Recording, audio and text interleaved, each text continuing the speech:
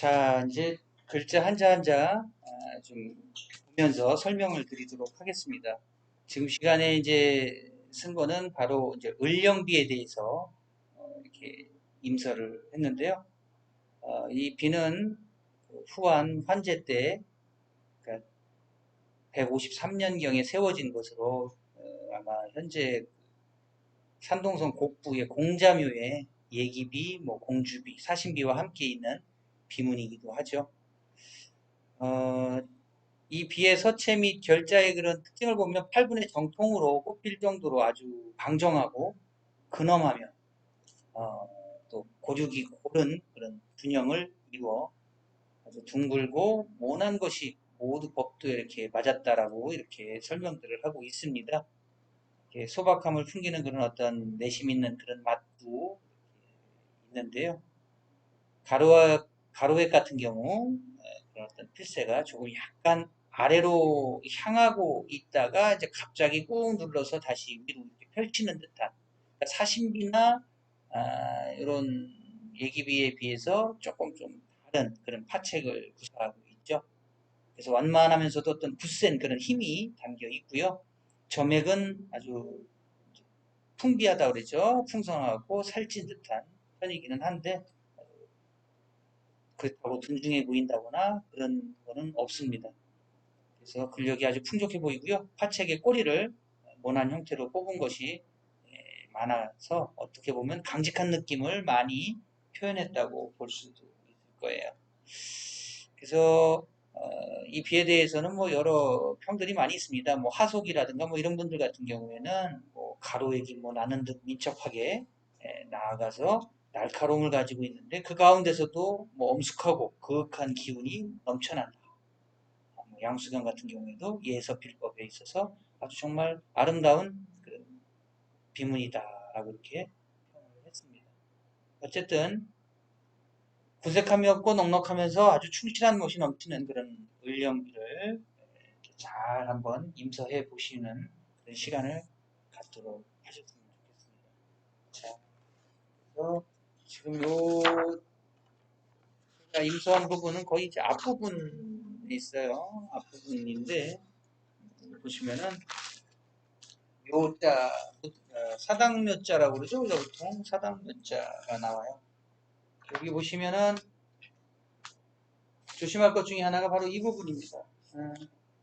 보통 이제 사당묘자 하면은 아침조자, 그러니까 지범자를 뺀 나머지 아침조자가 들어가는데 아침조자 뒷부분에 달월인데 여기 보면 배주처럼 썼어요.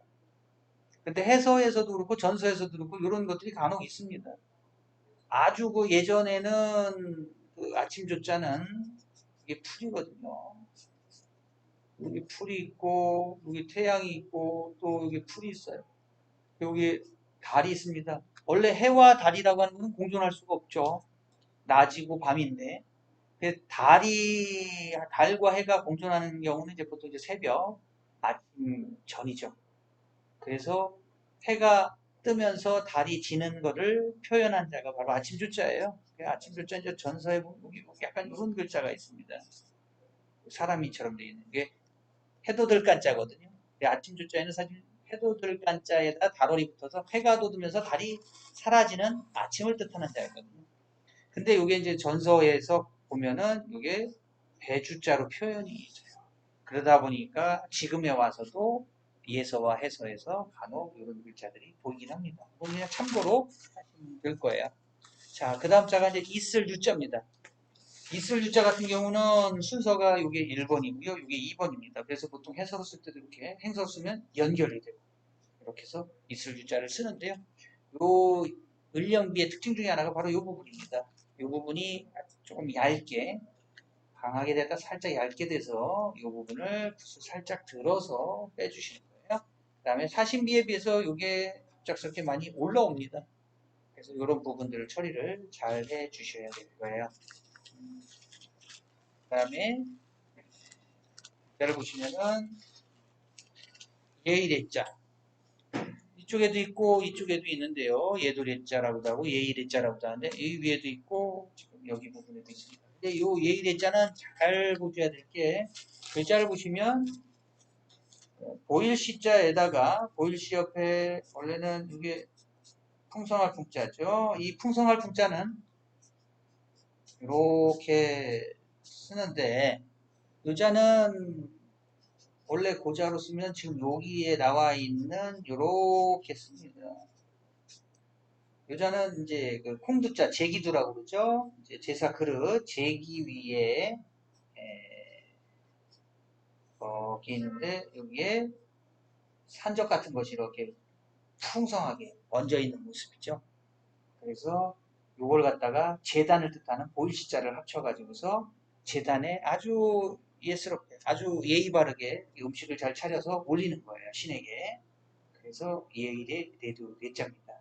여기는 또 이 콩두 부분, 제기두자 부분이 좀 독특해요.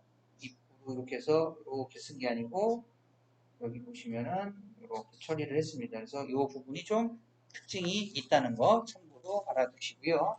자, 그 다음 자가 그릇 기자인데요. 이 그릇 기자 같은 경우에도 모양이 좀 많이 다릅니다. 이렇게 보시면은 개견자, 이게 원래는 이런 글자가 있어요. 이게 다 같은 자입니다. 원래 개견자하고 근데 이 개견자가 또 떨어져 있어요. 여기요. 점을 살짝 점을 떼는 경우도 간혹 있습니다. 요 쓰실 때 요거만 하죠. 여기를 어떤 글씨에서는 장인공으로 쓰기도 하고요. 보통 여기를 개견으로 쓰기도 합니다.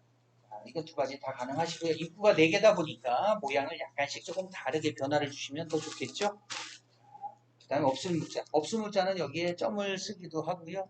점이 없기도 하고 그래서 사신비나 을령비, 예기비 다 마찬가지입니다. 점을 써도 되고 뺄 수도 있고 다 가능하세요. 이 점 찍는 방법은 2개를 쓰고 양쪽으로 벌릴 수도 있고 여기는 찍으면서 안으로 해서 한쪽으로 다 몰았습니다. 이쪽 방향으로. 그거 참고. 자, 그 다음에 항상상자입니다. 항상상자는 이 1획을 수직으로 내리고 양쪽에 2획과 3획을 약간 하늘로 향하게 가볍게 쳐 올렸습니다. 그래서 대신 이 2개의 모양을 다르게 해주시는 게 좋으세요. 그러니까 똑같은 모양보다는 한쪽 방향이라든가 굵기라든가 이런 것들을 조금 다르게 표현하시면 글씨에 생동감이 넘치겠죠. 그 다음에 이 획은 바깥으로 뺀 듯하지만 마무리 요 수건권에서는 이걸 갑자기 안으로 좀 감아서 분산된 분위기를 갖다가 모아주는 효과를 볼 수 있고요. 마지막에 내리는 뚫을꽃자 획을 강하게 처리를 함으로 해서 무게중심을 잡아줬어요. 자, 그래서 살짝 하시면 되고요. 사람인자 부분도 거의 이제 윗부분에서 이 두 번째 획을 쓰기는 했는데요. 여기서 힘을 강하게 주면서 화체로 처리를 합니다. 자, 아까 그 항상 상자, 늘 상자, 떳떳할 상자와 마찬가지로 여기 손바닥장도 위에 부분이고 상자인데요. 이 부분 마찬가지로 그렇게 표현하시고요. 여기서는 제가 이걸 강하게 하고 이걸 좀 약하게 넣었어요. 반대로 넣으실 수도 있겠죠. 자, 이렇게 표시를 하시고요. 여기는 파책을 했고 아까 쓰면서 파책을 또 안 하기도 했는데 요거는 두 가지 다 가능하십니다. 여기서 절을 해서 여러 번 꺾으실 수도 있어요. 예를 들면 줄 이렇게 해서 뒤집어서 뒤집으면서 끌면서 이렇게 처리할 수도 있고요. 약간 흔들면서 나갈 수도 있겠죠. 이건 이제 뭐 개인 취향에 맞게 준비를 하시면 될 거예요. 자, 그 다음에 이제 여기는 거느릴 영자, 돌볼령 거느릴 영자예요. 자, 여기 보시면은 이 획은 조금 작게 써가지고 이 공간을 최대한 활용을 했는데요. 잘못 쓰면 굉장히 허해 보일 수 있기 때문에 이 글자 처리를 잘 해주셔야 돼요. 양쪽으로 벌려주는 거 그거 꼭 잊지 마시고요. 청자 같은 경우는 이제 뭐 우리가 뭐 초청하다라고 할 때 쓸 수 있는데 특징 중에 하나가 이 부분이에요. 그래서 의령기의 특징 중에 하나이기도 하죠. 바깥으로 살짝 밀어내면서 처리를 했습니다. 자, 그러면서 이 공간은 거의 다 비슷합니다. 자, 그런가 하면 획이 많기 때문에 너무 굵지 않게 쓰시고요. 획은 조금 더 굵어도 괜찮아요. 이런 간격들은 다 비슷합니다. 의령비의 특징 중에 하나가 바로 이 처리죠. 올라와서 살짝 긴밀하게 위로 치켜 올리는 거, 그 특징이 있습니다. 특히나 이쪽 부분에서도 마지막 부분을 살짝 안으로 들어오는 듯 바깥으로다가 약간 향세보다는 배세의 느낌을 많이 넣었죠. 그 다음 자는 바로 둘치자죠. 자, 둘치자. 둘치자 같은 경우에는 이게 이제 그물망자인데요. 양쪽을 살짝 벌려놔서 여기를 숨을 트이게 이렇게 해놨습니다. 여기를 막았다면 아마 굉장히 답답했을 텐데 여기 부분을 뚫어놨기 때문에 글씨가 시원한 그런 부분을 볼 수가 있을 거예요. 자, 그래서 여기도 간격이 거의 비슷하다는 거 이렇게 보시면 되고요. 자, 그 다음에 이제 100, 100자입니다. 100, 100자나 이런 숫자 같은 경우에는 사실은 쓰기가 어떻게 보면 되게 난해하고요. 단순한 글자가 쓰기가 더 어렵습니다. 해서는 더하고요. 지금 예서는 그나마 좀 덜하기는 한데요. 자, 여기서 중심을 잡아 놓은 거고요. 자, 이런 형태로 취하시면 될 거예요. 여기서 주의할 거는 이것도 공간이 비슷하다는 거.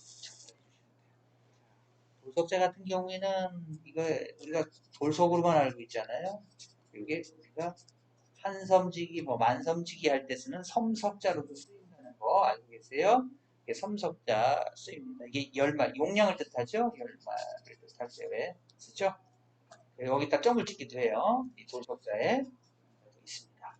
어떤 분은 돌석자하고 이 점을 찍은 거 이거는 쌀알을 나타내서 이걸 섬석으로 쓰는 사람들도 있다고 얘기는 하는데 그거는 약간 좀 어거지죠? 네. 자, 마찬가지로 그래서 갑자기 먹어서 접혀 올려놨습니다. 이거 조심하시고요. 자, 그 다음 자가 이제 마칠졸, 또 병졸졸, 졸업하다라는 뜻도 있고요. 자, 여기는 원래 이렇게 쓰는 글자인데 여기서 획을 줄여서 이렇게 썼어요. 또 더 줄이면 9구자에 10식으로도 씁니다. 그래서 이 졸자는 마칠졸자 외에 쫄병이라는 뜻도 있지만 이게 90을 뜻하는 자이기도 해요. 왜 그러냐면 지금 이렇게 속자로 썼을 때 파자 해보면 9구에 10칩이거든요. 그래서 이 졸, 약자로 쓸게요. 숫자, 졸수, 졸련 쓰면 졸수 하면은 이게 졸자가 90을 뜻하기 때문에 90세를 우리가 한자에서 졸수라고 합니다. 우리가 뭐 미수, 뭐 희수, 뭐 이런 거, 뭐 화갑, 회갑 이런 거 다 글자 파자놀이죠. 자, 그렇게 보시면 되고요. 자, 그 다음 자가 역사사 사기사자. 여기도 마찬가지로 이쪽으로 살짝 뺐다는 거. 그 다음에 이런 간혹 이렇게 이제 직선처럼 이렇게 쭉 빼는 게 을룡비의 특징 중에 하나인데요. 이런 획들이 간혹 있습니다. 그래서 이런 거 처리를 잘 해주셔야 돼요. 자, 한일자는 생략하고요. 그 다음으로 이렇게 보시면 아까 사람인자 했고요. 책자자, 법전자. 해서에서 한번 설명드린 적이 있는데요. 이게 책을 나타내는 책자에다가 양손을 나타내는 들공자가 합쳐져서 두 손으로다가 귀한 책을 들고 있는 모습이에요. 그래서 일반 책이 아닌 귀한 책을 나타내는 책자, 법전자죠. 요거는 이렇게 해서 요거 올라가게 이렇게 쓰셔도 됩니다. 획을 하나 빼서 쓰실 수도 있고요. 여러 가지가 있겠습니다. 여기하고요. 여긴 하나를 길고 하나를 짧게 썼기 때문에 요 대비되는 부분을 잘 보셔갖고 요 점의 위치를 잘 확인하셔야 될 겁니다. 자, 그다음에 주인 주자 같은 경우에 가로, 자, 옆으로는 획들이 많이 있죠. 근데 가로들보다 획 하나, 요 세로 획을 두껍게 처리를 해서 무게 중심을 잡아주시면 더 좋을 거예요. 특히 숫자 같은 경우에는 감아 돌았는데 되게 예쁘고 세련돼 보인다 글씨가 이렇게 들어서 감쌌어요.